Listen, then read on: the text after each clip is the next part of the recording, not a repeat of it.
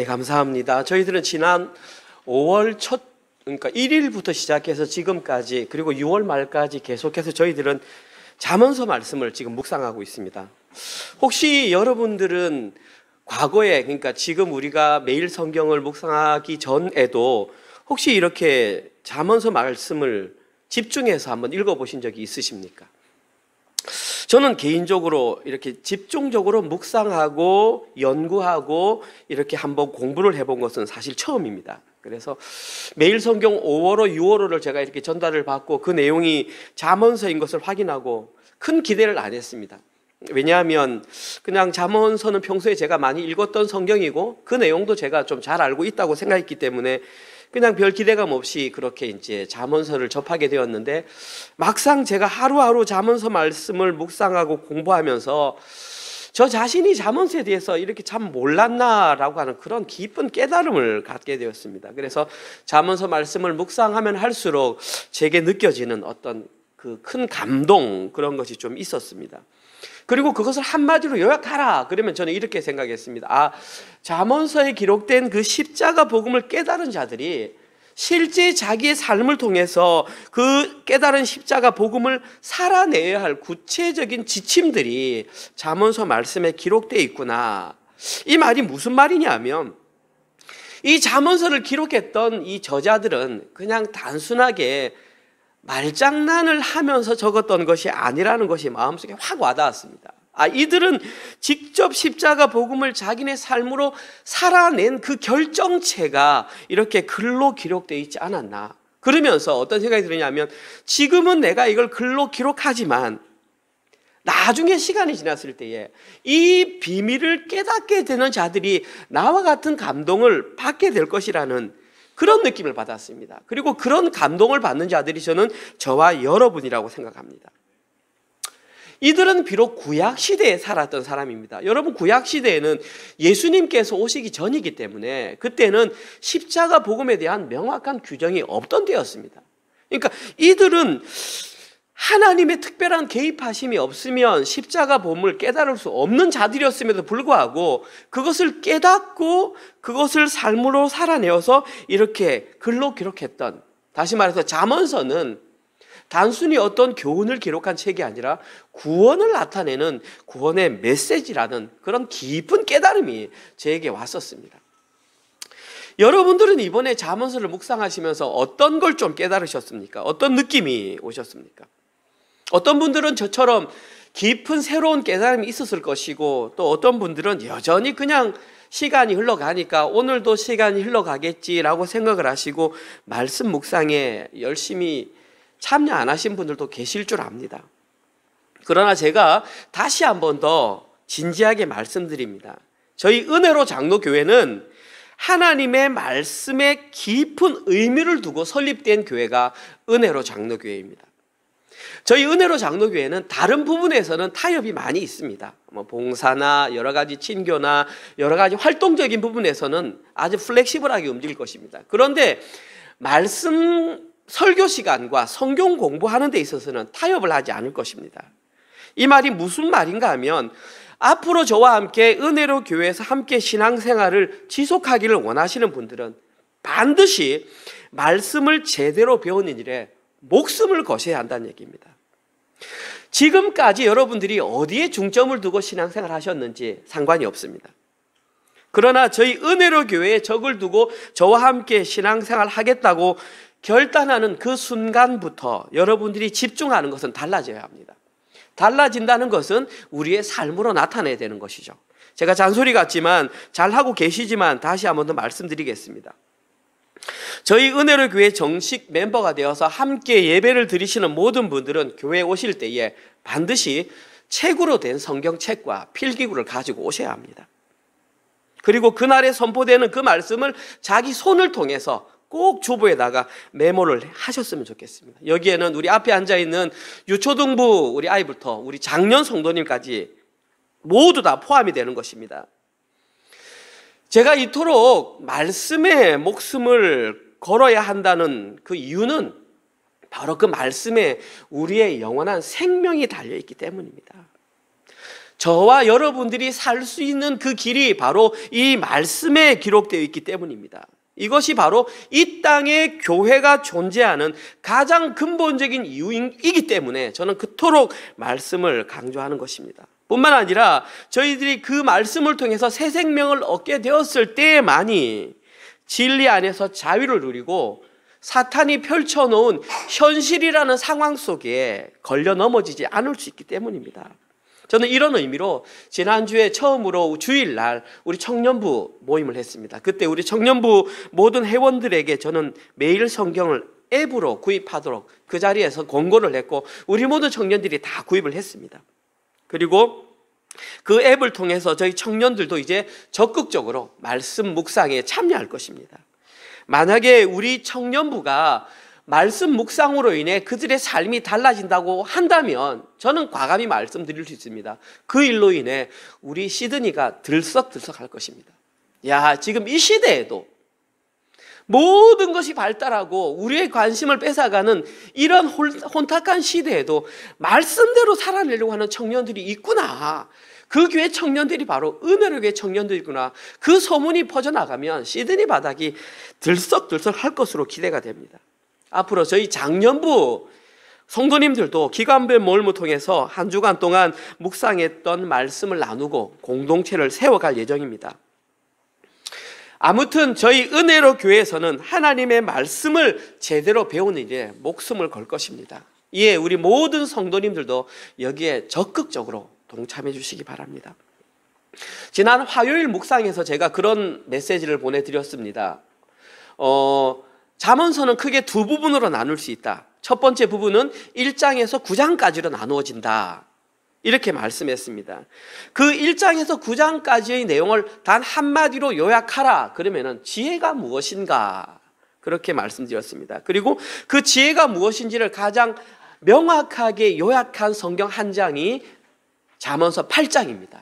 그 잠언서 8장이 지난 주일날 저희들이 함께 묵상했던 나누었던 내용입니다. 잠언서 8장에는 지혜가 무엇인가, 지혜의 실체에 대해서 한마디로 정의해서 바로 지혜는 예수 그리스도다 이렇게 말을 했습니다. 잠언서는 바로 지혜의 실체이신 예수 그리스도를 통한 그 구원이 무엇인지를 알려주는 구원의 책이라고 제가 그렇게 말씀을 드렸습니다. 잠언서는 결코 사람들을 성숙한 인격으로 양육하기 위한 윤리적인 교과서가 아니라고 말씀드렸습니다. 그런데 여러분들이 지금 현재도 잠언서를 묵상해 보셔서 잘 알겠지만 겉으로 드러난 글자만 읽어보면, 눈으로 드러난 글자만 읽어보면 잠언서는 100% 윤리를 가르치는 책으로밖에 볼 수가 없다라는 것입니다. 이러한 내용을 우리는 간파하여 그 이면에 무슨 내용이 있는지를 반드시 아셔야 하는 것입니다. 사람들이 20세기의 가장 위대한 지도자라고 말을 하는 인도의 간디라고 하는 사람은 매일 아침 눈을 떴을 때에 가장 먼저 읽었던 책이 구약 성경에서는 잠언서, 신약 성경에는 산상수훈을 매일 읽었습니다. 그리고 그 간디는 그걸 통해서 자기 인격 수양을 해서 세계에서 가장 위대한 인물이 되었을지도 모르겠습니다. 그러나 간디가 얼마나 위대한 인물인지 저는 모르겠지만 만약에 간디가 이 잠언서 말씀을 통해서 십자가 복음을 깨닫지 못했다면 그에게는 새 생명이라고 하는 그런 하나님의 은혜는 주어지지 못했다라는 것입니다. 저희들도 마찬가지입니다. 저희들이 이 십자가 복음을 깨닫지 못하고 잠언서를 아무리 열심히 읽어봐야 그것은 우리를 위한 윤리적인 지침서는 될 수 있을지언정 우리를 생명의 길로 인도하는 복음서는 되지 못한다라는 것입니다. 어쩌면 헛수고일 수 있다는 말입니다. 다시 한번 말씀드리자면 잠언서는 지혜의 실체이신 예수 그리스도를 통한 구원에 대한 구원의 내용이 기록되어 있는 구원의 책이라는 것을 꼭 명심하시면서 잠언서를 읽으시면 좋겠습니다. 다음으로 잠언서 두 번째 해당하는 부분이 10장과 마지막 부분이 31장입니다. 이제 이 부분에서는 지혜의 실체가 무엇인지 명확하게 알게 된 저와 여러분들 같은 사람이 이제 지혜가 뭔 줄 알았으니까 예수 그리스도의 실제라는 것을 알게 된 우리들이 우리의 실제적인 삶을 통해서 말이나 행동이나 성품이나 태도를 통해서 어떠한 삶을 살아가야 하는지 구체적으로 가르쳐주는 내용이 10장 이후에 기록된 내용입니다. 이 말이 무슨 말이냐 하면 잠언서 10장 이후의 내용을 읽는 사람이 그 앞부분 내용을 이해하지 못한다면 그들에게는 소용없는 책이 된다는 말입니다. 반드시 앞부분 1장에서 9장의 내용을 온전히 이해한 사람에게만 이 10장 이후의 내용이 그를 생명으로 이끌어가는 구원의 길이 될 수 있다는 것입니다. 이 내용을 오늘 저희들이 읽었던 잠언서 12장 15절 이후의 내용에다 똑같이 기록되어 있습니다. 오늘 함께 저희들이 살펴본 그 책도 보십시오. 만약에 그 속에서 십자가 복음을 깨닫지 못한다면 이런 내용으로 들립니다. 말을 할 때에는 가려서 해라. 말을 할 때에는 상대방에게 기분 좋게 말을 해라. 이와 같이 말에 대한 명언이나 좋은 지침으로 볼 수밖에 없다라는 사실입니다. 그런데 오늘 본문은 결코 저희들에게 그것을 알려주기 위한 내용으로 기록된 것이 아니라는 사실입니다. 오늘 본문을 통해서 저희들은 생명의 길로 안내하는 그 십자가 복음이 그 속에 품어 있는 것을 반드시 발견하셔야만 오늘 내용을 제대로 이해하신 것입니다. 오늘 본문 내용은 이미 지혜의 실체를 깨닫게 된 의인들이 말과 관련해서 일상의 삶에서 어떠한 삶을 살아낼 때에 영원한 생명, 영생을 얻을 수 있는지에 관한 내용이 기록되어 있습니다. 오늘 본문 내용은 크게 세 부분으로 나눌 수 있습니다. 첫 번째 부분은 15절에서 16절입니다. 여기에서는 이미 지혜가 된 의인들이 자신들에게 지혜가 된 사람들이 이렇게 살아야 돼 라고 하는 충고를 어떻게 듣는가 하는 그 내용이 첫 번째 부분에 기록되어 있습니다. 두 번째 부분은 17절에서 22절, 좀 긴 부분입니다. 여기에서는 상황이 법정으로 바뀝니다. 재판, 판사가 있고 변호사가 있고 검사가 있어서 그 상황을 얘기하는데 그 가운데에 진리를 말하는 자가 증인의 입장에서, 우리가 증인의 입장에 서서 어떤 말을 할 때에 그 속에서 생명이 살아나는지 그 내용이 17절에서 22절에 기록되어 있습니다. 마지막 세 번째 부분은 23절에서 28절입니다.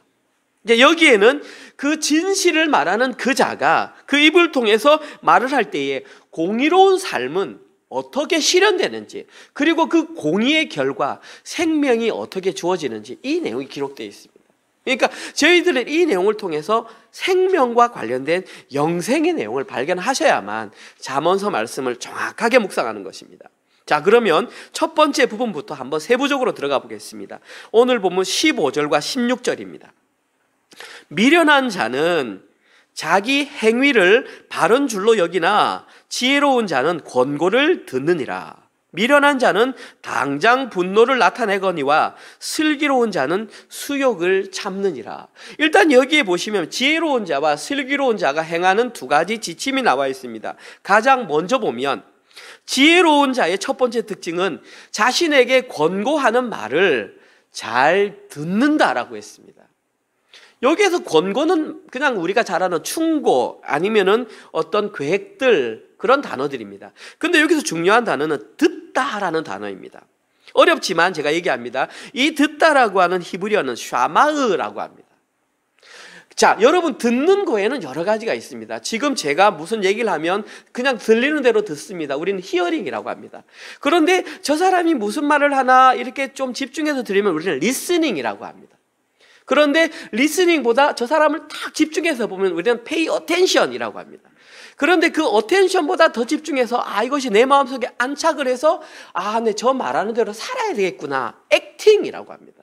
지금 여기에 기록된 이 샤마으라고 하는 그 단어가 바로 히어링부터 리스닝, 그 다음에 pay attention, 그 다음에 acting까지 다 포함된 이 말을 귀로 듣고 이해하고 기쁘게 수용하여 자기의 삶을 통해서 전적인 순종으로 듣다 할 때 이 단어가 사용된 것입니다. 다시 말해서 지혜로운 자는 자기에게 충고의 말이 들렸을 때에 흘려듣는 것이 아니라 실제 삶에까지도 적용할 수 있을 정도까지도 확 와닿게 하는, 그것이 바로 지혜로운 자들이 듣는 그 태도라는 것입니다. 그런데 이와는 반대로 지혜가 무엇인지 모르고 깨닫지 못한 자들, 다시 오늘 본문에는 그들을 미련한 자들이라고 되어 있는데, 이 미련한 자들의 특징이 뭐냐 하면 그들은 지혜의 말씀이 선포될 때 끝까지 자기 판단, 자기 생각을 가지고 자기의 주장을 고집하는 것입니다. 이건 제 말이 아니라 오늘 보면 15절을 원어로 살펴보면 한글 성경에는 이게 빠져 있습니다. 미련한 자들의 행동과 관련된 문장 속에 자기의 견해대로, 자기의 판단대로라고 하는 원어가 들어가 있습니다. 그래서 이 원어를 집어넣어서 이 부분을 해석하면 지혜가 되지 못한 미련한 사람들은 항상 자기 생각과 자기 판단이 삶의 기준이 되기 때문에 누군가 충고할 때 절대 그것을 듣지 않는 거예요. 자기 판단으로 이것은 내가 수용할 수 있어서 듣고 이것은 내 마음에 들어하면 듣지만 자기 판단으로 이것은 아니야 다 걸러낸다라는 것입니다. 그것을 오늘 본문은 미련한 자다, 지금 그렇게 말을 했습니다. 계속해서 오늘 본문 16절을 보시면 미련한 자들은 당장 분노를 내지만 슬기로운 자들은 수욕을 참는다고 했습니다. 여기에 기록된 슬기로운 자라고 하는 그 뜻은 신중한 사람이다, 그런 뜻입니다. 이 신중한 사람 역시 지혜가 무엇인지 알았기 때문에 자신이 기대하지 않았던 그런 치욕의 상황이 닥쳐도 그것을 잘 참아낸다 그랬습니다. 여기에 기록된 참아낸다라는 뜻에는 세 가지 의미가 있습니다. 덮다, 어떤 것을 덮다, 혹은 가리우다, 혹은 숨기다, 이런 뜻이 있습니다.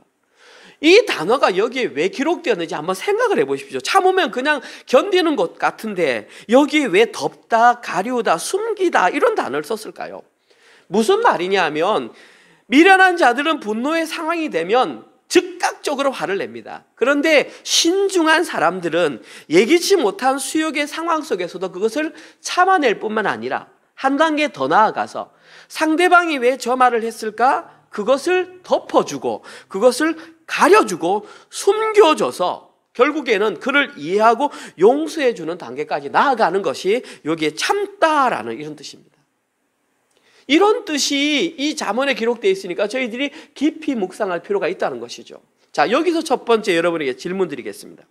자, 여러분들은 자기가 예기치 못한 상황, 화가 날 상황인데 그것을 참는 것을 떠나서 그의 허물을 덮어주고 가려주고 숨기는 그런 행동을 하실 수 있으시겠습니까? 저는 솔직히 자신이 없습니다. 여러분들은 저의 이렇게 양복 입은 모습만 보시기 때문에 거룩하게 보이실 것입니다. 그런데 저는 집에서 아내와 단둘이 있을 때는 저의 감정을 솔직하게 표현한 편입니다. 저는 이러한 제 모습이 별로 마음에 들진 않습니다. 저도 고치려고 이렇게 많이 노력을 하지만 사실 잘 안 됩니다. 오늘 본문에 기록된 이 내용은 어쩌면 저희 인간의 의지만으로는 사실 불가능한 일일 수 있습니다. 어떻게 내가 기대하지도 못한 수욕의 상황 속에서 참는 것도 어려운데 이해하고 덮어주고 견뎌서 용서해주는 단계까지 사실 우리의 힘만으로는 안 됩니다. 그런데 이렇게 세상을 살다 가신 분이 있습니다. 그리고 중요한 건 그분이 살다 간 그 삶을 너희들이 산 것으로 인정해 줄게 하셨던 분이 있습니다. 그분이 바로 예수 그리스도이십니다. 저희 개인들의 힘으로는 그러한 삶을 살 수 없다는 것을 저와 여러분이 너무나 잘 압니다. 그런데 성령님께서 우리가 예수 그리스도와 연합된 자인 것을 깨닫게 하시고 하루하루 삶을 살아갈 때에 너희들은 그렇게 살아갈 수 있어 말씀을 해주신 분이 바로 성령 하나님이시라는 것입니다. 어쩌면 아직도 연약한 육체를 가지고 이 땅을 살아가고 있기 때문에 한 번에 우리의 모습이 그렇게 변하지는 않을 것입니다. 그러나 아주 조금씩 우리의 삶은 그렇게 변해갈 것입니다.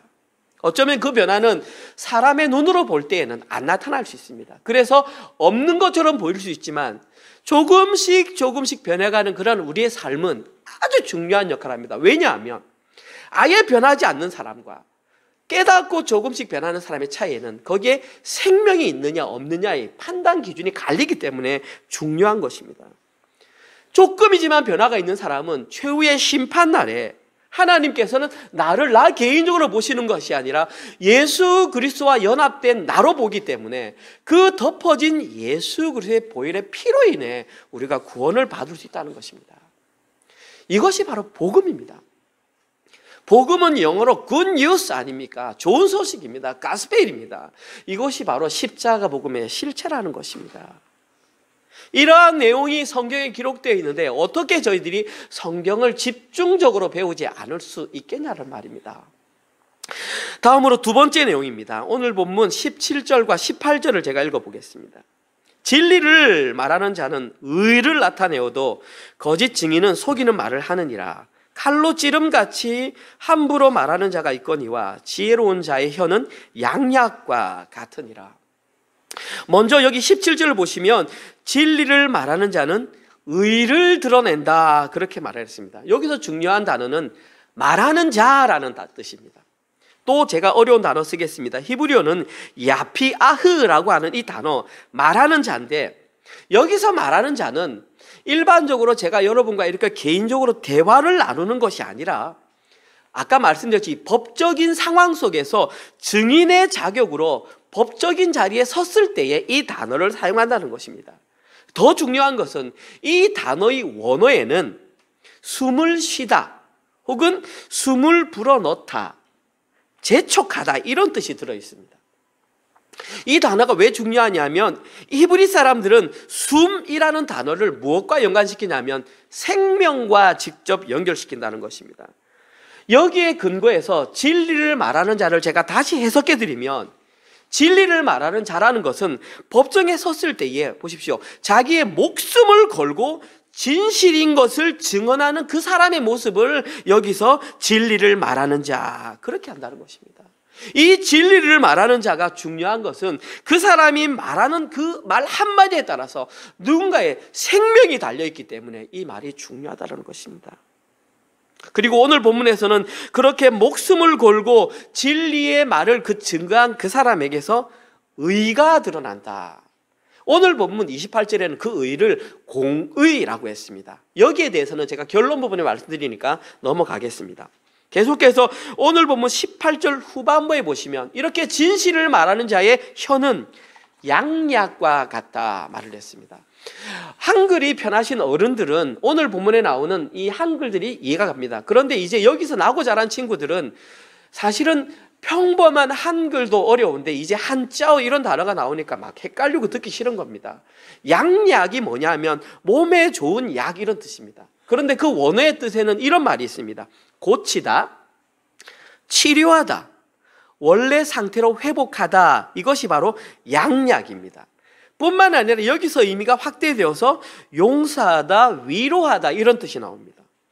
이것도 마찬가지입니다. 진리를 아는 자가 말하는 그 말이 양약이라는 말은 누군가 함부로 내뱉은 말로 인해 누군가 마음속에 깊은 상처가 바뀌었을 때에 진리가 된 자가 가서 한번 위로 한마디 해주면 그 마음이 고쳐지고 치료가 되고 원래 상태로 회복되어 용서가 된다 이런 뜻이 있다는 것입니다. 이만큼 진리를 아는 자가 한마디 해주는 말이 얼만큼 능력이 있는지 저희들은 실감할 수 있는 것입니다. 그런데 이와는 반대로 오늘 본문 17절 후반부에 보시면 거짓 증인은 속이는 말을 한다 이렇게 되어 있습니다.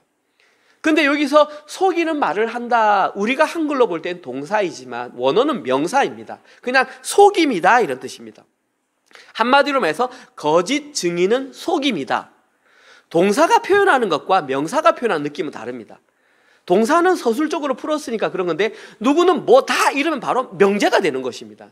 그만큼 강하다는 뜻입니다. 거짓 증인이 하는 것은 모두 속임이다.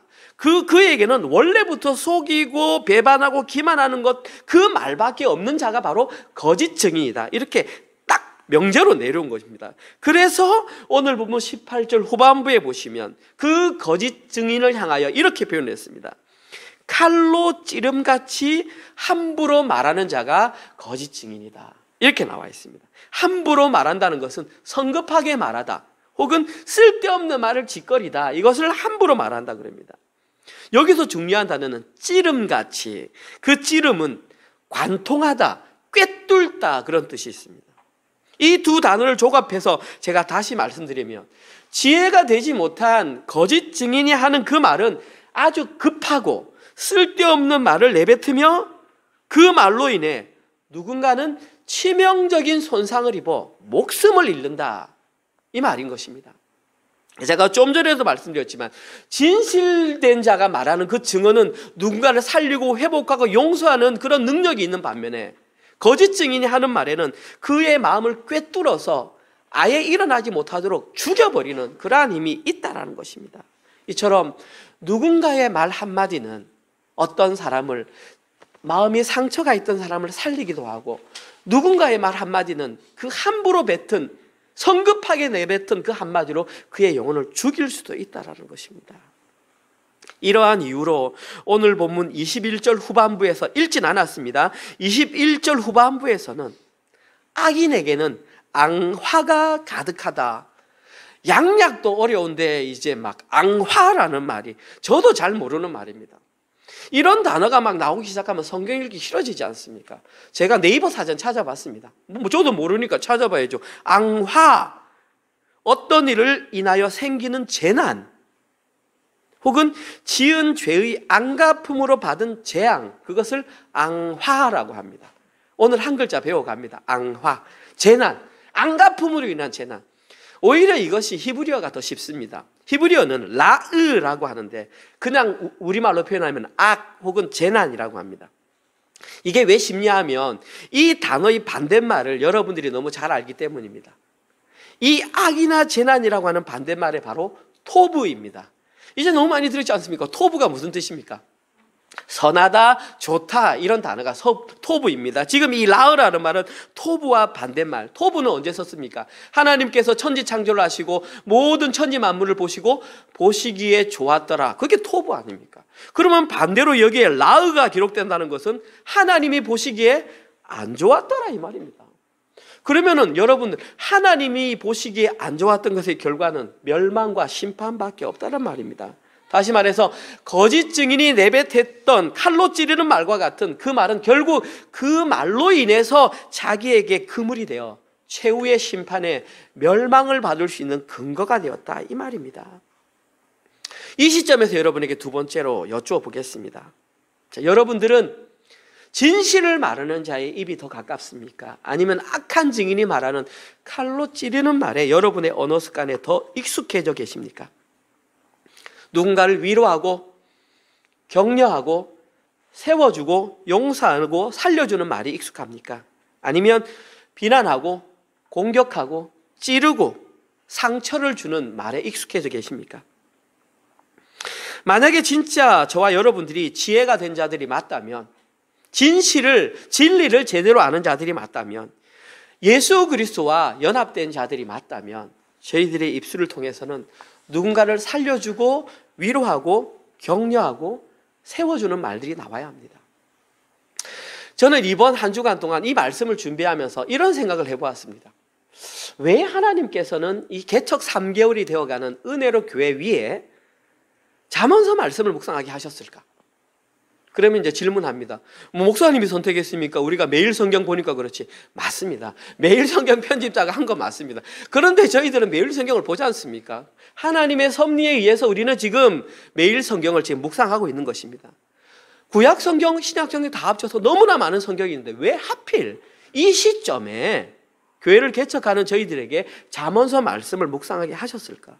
저는 거기에 대한 대답을 이렇게 생각했습니다. 성경에 있는 경건의 능력은 아주 많습니다. 그런데 특별히 이제 교회를 시작하는 너희들에게 가장 경계하고 준비하고 조심해야 될 것이 너희들의 그 함부로 말하는 말과 입술이라는 것을 저희들에게 주시는 것입니다. 지금 처음 교회를 시작할 때에 그 입술, 그 말을 통제하지 못하면 그것으로 인해서 아주 어려운 환경을 겪게 될 것이라는 것을 하나님께서 저희들에게 미리 말씀해 주셨다라는 그런 마음이 저는 들었습니다. 두 번째 이유는 솔직하게 제가 가장 약한 부분이 바로 이 말과 관련된 부분입니다. 여러분이 아시다시피 저는 많은 세월을 일반 평신으로 살다가 늦은 나이에 목회자가 되었기 때문에 제가 이렇게 하는 말들을 들어보면 그 목회자의 권위적인 권위? 아니, 그건 나쁜 말이지. 엄중하고 좀 이렇게 여러분 이런 말들을 잘 못합니다. 그냥 평소에 제가 말하듯이 하던 말로 이렇게 설교를 하고 평소 개인적으로 만났을 때도 제 언어 속에서는 그런 말들이 많이 편하게 가기 때문에 아무래도 실수할 확률이 좀 높습니다. 그래서 저는 이번에 이 잠언 말씀을 보면서 하나님께 특별히 저에게 너가 목회자로 섰을 때에 어떠한 말을 해야 성도들이 상처받지 않고 세워주고 위로받고 살아나는 그러한 역사가 일어나겠는가 라는 지침을 제게 주셨다고 저는 그런 마음을 받았습니다. 그래서 저는 여러분 앞에 목사인 저부터 언어 습관을 고치겠습니다. 제 자신이 의인이 된 자답게 농담으로라도 누구를 비난하거나 누구를 낮추거나 누구를 난처하게 하거나 누구를 조롱하게 하는 말을 제가 버리도록 노력하겠습니다. 때로는 제가 생각지도 못했던 불경건한 말들이 나오는 것을 제가 한번 제어해보고 통조해 보겠습니다. 물론 한 번에는 안 될 줄 잘 알고 있습니다. 그러나 제가 진짜 지혜가 된 제가 맞다면 제 입을 통해서는 반드시 타인을 위로하고 격려하고 살리는 말들이 나와야 하는 것입니다. 그렇지 않고 여전히 제가 여기서는 거룩한 말을 하고 돌아서서 그런 말을 한다면 어쩌면 저는 지혜를 알지 못하고 진리가 되지 못한 자일 수 있다는 것을 저는 깊이 깨닫게 되었습니다. 이제 여러분에게 바톤을 넘기겠습니다. 여러분들은 어떻게 하시겠습니까? 여러분들은 여전히 자기가 하고 싶은 말 다 쏟아내고 사시겠습니까? 아니면 이제 말씀을 들었으니까 그 말씀을 통해서 내 입을 통해서 누군가를 살리고 세워주고 격려하는 그런 말을 하려고 여러분이 허벅지를 찌르시며 그렇게 살아가시겠습니까? 선택은 여러분이 하십시오. 그러나 그 선택에 대한 책임도 여러분이 지셔야 합니다. 우리는 행함으로 구원을 얻는 자들이 아닙니다. 우리는 믿음으로 구원을 얻는 자들입니다. 그러나 믿음으로 구원을 얻게 된 자들은 반드시 그의 삶을 통해서 십자가 복음이 드러나야 하는 것입니다. 이것이 진짜 복음입니다. 단순히 그냥 믿음으로 구원받았으니 나는 마음대로 살겠다라고 하는 것은 거짓 복음입니다. 여러분들이 복음을 알았으면 이제 허벅지를 찌르는 그러한 십자가를 지는 삶이 여러분의 삶에서 나와야 하는 것입니다. 그것이 이 땅에서 영생을 사는 길입니다. 마지막 세 번째 본문입니다. 오늘 본문 28절입니다. 공의로운 길에 생명이 있나니 그 길에는 사망이 없느니라. 앞에 여러 가지 부분들이 있지만 제가 결론만 얘기합니다. 여기에 보시면 공의의 길에는 생명만 있고 사망이 없다 말했습니다. 여기에 기록된 아까 그 공의가 17절에 말했던 진리를 말하는 자의 입에서 나왔던 그 의, 그 공의, 그것이 의인이 된 사람이 실제 삶을 통해서 어떻게 살아가야 하는가, 그 삶의 방식을 한마디로 공의라고 하는 것입니다. 다시 말해서 지혜가 된 의인은 위에 본문에 기록된 대로 다른 사람들을 위로하고 격려하고 살리는 말하는 의인답게 살아야 하는 그것이 공의이며 그 공의의 결과 오늘 본문에는 생명이 보장된다고 말했습니다. 사실 오늘 본문만에는 공의에 대한 내용이 길게 나와 있지 않습니다. 그래서 제가 금요일 날 묵상했던 내용을 가져와서 보충적으로 설명드리겠습니다. 우리 금요일 본문에 공의에 대한 내용이 아주 많이 나와 있었습니다. 잠언서 11장 18절과 19절입니다. 악인의 싹은 허무하되 공의를 뿌린 자의 상은 확실하니라. 공의를 굳게 지키는 자는 생명에 이르고 악을 따르는 자는 사망에 이르느니라. 여기 나와 있지 않습니까? 지금 28절 말씀과 잠언서 11장 18절 19절 내용은 거의 똑같은 내용입니다. 따라서 잠언서 11장의 내용과 12장의 공의의 내용은 거의 일치한다고 보시면 됩니다. 그래서 잠언서 11장에서는 한 가지 재미있는 사건이 공의와 대조되는 단어로 무엇을 등장시켰습니까? 야, 묵상 우리 좀 열심히 합시다. 제가 거기 막 적어놨거든요. 공의와 관련된 것으로 재물을 제가 등장시켰습니다. 여러분 생각해 보십시오. 왜 공의와 대조되는 그 개념으로 재물을 등장시켰을까요? 이 말의 의미는 그 사람이 재물을 대하는 모습을 보면 그 사람이 공의로운 사람인지 아닌지를 쉽게 판단할 수 있다는 것입니다. 이 내용은 예수님이 하신 말씀입니다. 마태복음 6장 24절에 너희들이 하나님과 재물을 겸하여 섬길 수 없느니라, 그 내용이 여기에 기록된 것입니다. 여기에 관한 내용이 잠언서 11장 24, 25, 26절에 풀어서 나와 있습니다. 읽어보겠습니다. 흩어 구제하여도 더욱 부하게 되는 일이 있나니 과도히 아껴도 가난하게 될 뿐이니라. 구제를 좋아하는 자는 풍족하여질 것이요 남을 윤택하게 하는 자는 자기도 윤택하여지리라. 곡식을 내놓지 아니하는 자는 백성에게 저주를 받거니와 파는 자는 그의 머리에 복이 임하리라. 특별히 26절에 기록된 이것은 독점입니다. 사람들이 곡식이 풍년이 들었을 때에 마음껏 쌓아뒀다가 이제 흉년이 들면 사람들이 곡식값이 올라갔을 때 그때 이제 이렇게 파는 그것을 말하는 것입니다. 다시 말해서 일확천금이나 부당한 방법으로 돈을 확고하게 모으려는 그 마음들을 말하는 것입니다. 아무튼 잠언서 11장 24, 25, 26절에 기록된 이 내용을 한마디로 요약하면 공의가 된 자들은 재물에 대해서 더 이상 집중하며 살지 않는다라는 것입니다. 이들이 재물에 대해서 더 이상 집중하지 않는 이유는 재물이 자기 인생의 주인이 아님을 알기 때문에 나 너에게 더 이상 신경 쓰지 않아라는 신앙의 고백이 바로 여기에 재물에 신경 쓰지 않는다라고 기록되어 있습니다. 나는 더 이상 재물의 영향력을 받지 않아. 네가 더 이상 나를 해할 수 없어. 이것이 다른 말로 진리 안에서 자유를 누리는 것입니다. 영향을 받는 것은 자유를 못 누리는 것이죠. 재물이 많이 있으면 많이 있는 것으로 타인을 도와주고 세워주고 그러한 곳에 사용하고, 만약에 하나님께서 재물을 안 주시면 아끼고 절약하고 거기에 대해서 만족하며 살아가는 그것이 재물에 대해서 자유를 누리는 것입니다. 누가 살았습니까? 딱 나와야 됩니다. 빌립보서 4장 12절 13절 사도 바울이 나는 가난해도 처할 줄 알고 부유하며 처할 줄, 나는 거기에 대한 어떤 영향을 받지 않겠다라고 신앙 고백을 했던 것과 일맥상통하는 것입니다. 나는 더 이상 재물의 유무에 따라서 내 마음이 흔들리지 않는 사람이 되겠다. 그래서 저는 금요일 묵상에서 이러한 것을, 공의를 다른 말로 제가 뭐라고 표현했습니까? 감사합니다. 저는 그것을 거룩이라고 했습니다. 그 삶이 거룩한 삶이라고 저는 말을 했습니다. 지혜가 된 자들, 진리를 알게 된 자들, 재물의 영향을 받지 않고 살아가는 그 삶이 성경에서 말하는 거룩한 삶을 살아가는 것이다.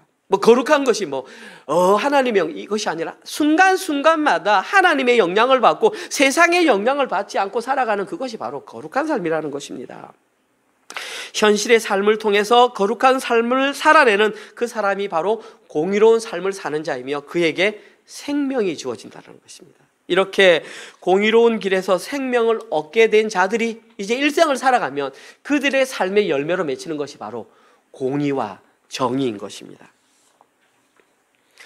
말씀을 마무리하면서 구약시대의 이스라엘 백성들을 향하여 공의와 정의를 행하여야만 너희들이 살 수 있다고 외쳤던 한 명의 선지자를 소개하면서 오늘 본문을 마치겠습니다. 그 사람의 이름은 아모스라고 하는 사람입니다. 아모스 5장 14절과 15절, 24절에 있는 내용입니다. 너희는 살려면 선을 구하고 악을 구하지 말지어다. 만군의 하나님 여호와께서 너희의 말과 같이 너희와 함께 하시리라. 너희는 악을 미워하고 선을 사랑하며 성문에서 정의를 세울지어다. 만군의 하나님 여호와께서 혹시 요셉의 남은 자를 불쌍히 여기시리라.